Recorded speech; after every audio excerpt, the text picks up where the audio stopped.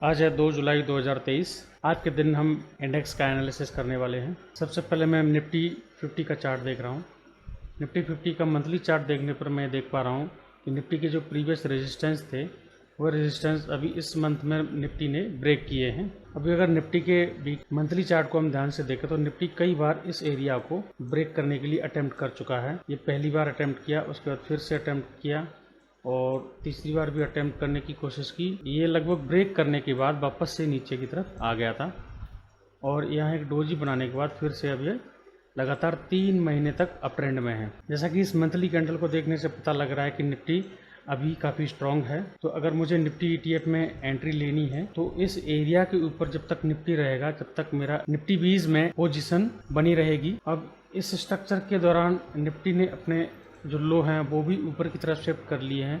ये pattern Nifty के higher low को दिखा रहा है। अभी हम निफ्टी के ही वीकली चार्ट को देखते हैं। निफ्टी के वीकली चार्ट को देखने पर हम ये जो एरिया हमने रेजिस्टेंस एरिया ड्रॉ किए थे उनको और रिफाइन करके देखते हैं। सितंबर 2022 के बाद से निफ्टी लगभग एक रेंज में कंसोलिडेट कर रहा है और इस कंसोलिडेशन के दौरान उसने एक ट्रायंगल स्ट्रक्चर का फॉर्मेशन किया है जो कि एक तरीके से कंसोलिडेशन को दिखाता है। अब अगर ये ट्रायंगल फॉर्मेशन होने के बाद प्राइस इस ट्रायंगल के हिसाब से मूव करता है तो ये काफ़ी अच्छी अप मूव हमें दिखाई देगी। यहाँ इसके टारगेट को देखने के लिए मैं इसकी रेंज को कैलकुलेट कर लेता हूँ। इस रेंज के हिसाब से ये जो टारगेट निकल के आ रहा है वह आ रहा है 22,200 के आसपास। तो यहाँ से ये बहुत बड़ी मूव दिखाई दे रही है। निफ्टी ने जहाँ से ट्रायंगल बनाना स्टार्ट किया है उससे लेकर के और जहाँ ब्रेकआउट हुआ है उस एरिया को देख करके टाइम का पता लगाएं तो ये लगभग 623 दिन मोटा मोटी मान के चलें कि लगभग 2 साल से निफ्टी का प्राइस यहाँ कंसोलिडेट कर रहा था। तो अब ये एक अप मूव की तरफ जाना स्टार्ट कर रहा है। अब ये भी हो सकता है कि ये वापस से पुल बैक ले और इस ट्रायंगल को नीचे की तरफ ब्रेक कर दे, लेकिन अभी फिलहाल को देखते हुए यह ऊपर की तरफ दिखाई दे रहा है। वैसे भी शेयर मार्केट का एक बेसिक प्रिंसिपल है वो हमसे ज्यादा जानता है। निफ्टी के वीकली चार्ट पर एक रेजिस्टेंस लाइन भी मुझे यहाँ ब्रेक होती हुई दिखाई दे रही है। तो अगर इस हॉरिजॉन्टल लाइन को और इस रेजिस्टेंस ट्रेंड लाइन को मैं कंफर्म ब्रेकआउट मानूं तो यहाँ से प्राइस अप मूव की तरफ जाता हुआ दिखाई देगा। अब निफ्टी 20 में एंट्री के लिए मैं अपनी पहली पोजीशन मंडे को ले लूंगा और उसके बाद जब भी प्राइस नीचे की तरफ पुल बैक लेगा और अगर प्राइस अपने 200 डे EMA और 50 डे EMA से ऊपर रहा तो मैं अपनी पोजीशन निफ्टी 20 में बढ़ाता जाऊंगा। नेक्स्ट देखते हैं बैंक 20 को। बैंक निफ्टी के मंथली चार्ट को देखें तो ये अपने 2020 के हाई को ब्रेक करने के बाद फिर से इसने अपने इन्हीं हाई के आसपास लो लगाया और लो लगाने के बाद फिर से एक अप मूव ले लिया। अप मूव लेने के बाद वापस इसने पुल बैक लिया और फिर से एक अप मूव ले लिया है। इस सीरीज में जब इसने ये अपने हाई बनाए थे तो इस हाई को इस बार मंथली चार्ट पर इसने ब्रेक कर दिया है। तो अभी बैंक निफ्टी में भी काफी स्ट्रॉन्ग मूव आती हुई दिखाई दे रही है। बैंक निफ्टी अब हॉरिजॉन्टल रेजिस्टेंस लाइन है उसको तो ब्रेक किया है। अब ये देखना है कि ये किस तरीके से इस रेजिस्टेंस ट्रेंड लाइन को रेस्पेक्ट करता है या रिएक्ट करता है। बैंक निफ्टी को डेली चार्ट पर देखने पर भी यहाँ भी ये अच्छा ट्रेंड में दिखाई दे रहा है। अभी फिलहाल दोनों ही बैंक 20 और निफ्टी 20 मेरे लिए एक अच्छा टूल है इन्वेस्टमेंट का। और बैंक निफ्टी में मुझे यह जो एरिया है वह एरिया अपने लिए लास्ट डिफेंस लाइन दिखाई दे रही है। निफ्टी में हो सकता है प्राइस नीचे की तरफ पुल बैक ले, तो जब तक ये 50 वीकली EMA या 200 डे डेली EMA से ऊपर है प्राइस तो मैं इसमें बना रहूंगा। अब आज एक और इंडेक्स की हम बात करते हैं जो है निफ्टी IT, क्योंकि ये इंडेक्स काफी दिनों से कंसोलिडेट कर रहा है। ये पुरानी ड्राइंग लगी हुई है, यहाँ इसने एक head and shoulder type pattern बनाया था और उसके बाद प्राइस काफी अच्छे से नीचे आया था।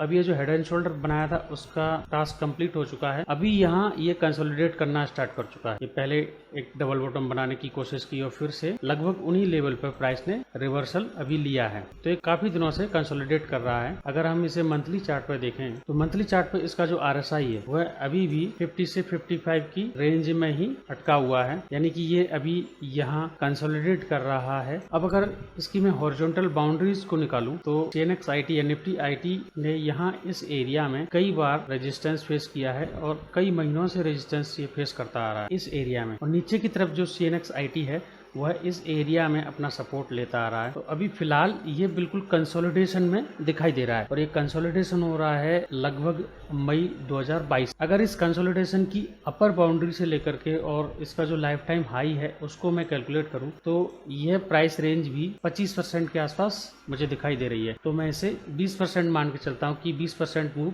यहाँ से दे सकता है इस कंसोलिडेशन को ऊपर की तरफ अगर ब्रेक करेगा तो। इसका फायदा लेने के लिए मैंने यहाँ एक SIP स्टार्ट। अब देखते हैं ये कितने दिनों तक कंसोलिडेट करता है और कंसोलिडेट करने के बाद ये ऊपर की तरफ कितने दिनों में पहुंचता है। अभी CNXIT को वीकली चार्ट पर देखें तो वीकली चार्ट पर हमें ये कंसोलिडेशन काफ़ी अच्छे से दिखाई दे रहा है। ये इसकी अपर बाउंड्री है, हॉरिजॉन्टल रेजिस्टेंस लाइन, और ये इसकी लोअर बाउंड्री है, हॉरिजॉन्टल सपोर्ट लाइन। तो इन लाइन के बीच में ये काफ़ी दिनों से प्ले कर रहा है। अब अगर वीकली चार्ट पर इसके प्राइस एक्शन को और रिफाइन तरीके से देखा जाए तो ये मुझे एक ट्रिपल बॉटम फॉर्मेशन बनता हुआ दिखाई दे रहा है। अब ये देखना है कि ये कब इसे ब्रेक करता है। जब तक ये ब्रेक नहीं करेगा जब तक मैं इसमें SIP स्टार्ट रखूँगा और ब्रेक करने के बाद मैं अपनी फाइनल पोजीशन लेकर के और ऊपर की तरफ ये जो एरिया है 38,600 इसका वेट करूंगा। नेक्स्ट देखें हम CNX फार्मा को। तो CNX फार्मा एक डाउन ट्रेंड के पैटर्न को फॉलो करता हुआ आ रहा था मंथली चार्ट पर।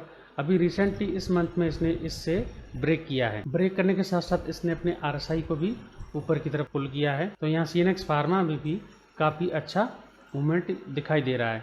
अब इस हॉरिजॉन्टल लाइन के अलावा ये जो रेजिस्टेंस एरिया थे, इस रेजिस्टेंस एरिया को भी इसने ब्रेक करने का प्रयास किया है। ये जो रेजिस्टेंस एरिया मंथली चार्ट पर हम देख रहे थे, इसी एरिया के आसपास इसने अभी यहाँ क्लोज किया है।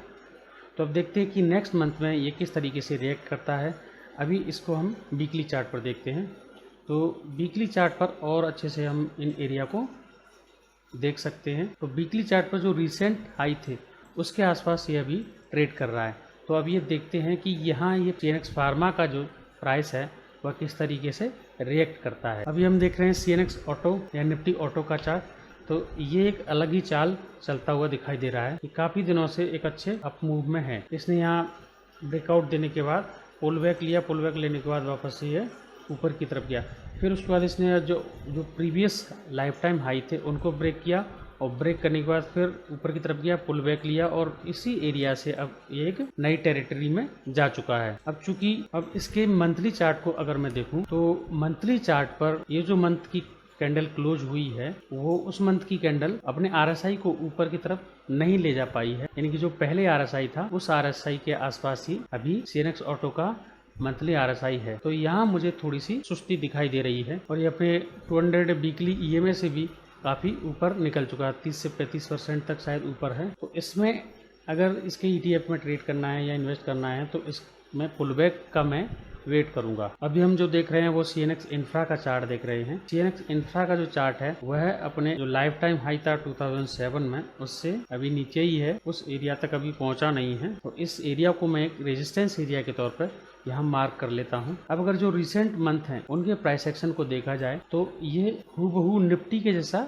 दिखाई दे रहा है। यानी कि इसने अभी अपने जो रिसेंट मंथ के हाई हैं उनको ब्रेक किया है और ब्रेक करने के दौरान इसने अपने लो को भी ऊपर की तरफ शिफ्ट कर लिया है। तो अगर यहाँ से ये अपने प्रीवियस रेजिस्टेंस एरिया तक जाएगा तो 8 से 8.5% तक की मूव में मिल सकती है। लेकिन इसके बीच में एंट्री के लिए पहले मुझे वीकली चार्ट पर देखना होगा और वीकली चार्ट पर जब भी ये नीचे की तरफ पुल बैक लेगा, पुल बैक के दौरान ही मैं इसमें एंट्री करूंगा। और निफ्टी की तरह यहाँ भी मुझे एक ट्रायंगल बनता हुआ दिखाई दे रहा है और इस ट्रायंगल को अगर मैं रेंज कैलकुलेट करके ऊपर की तरफ लगाऊं तो इस बार ये हाई जो लाइफ टाइम हाई था निफ्टी इंफ्रा का वह मुझे ब्रेक होता हुआ दिखाई दे रहा है। देखते हैं जब ये अपने मूविंग एवरेज की तरफ पुल बैक लेगा या ये जो रेजिस्टेंस एरिया था वीकली चार्ट पर उसकी तरफ पुल बैक लेगा तो मैं इसमें एंट्री ले सकता हूँ।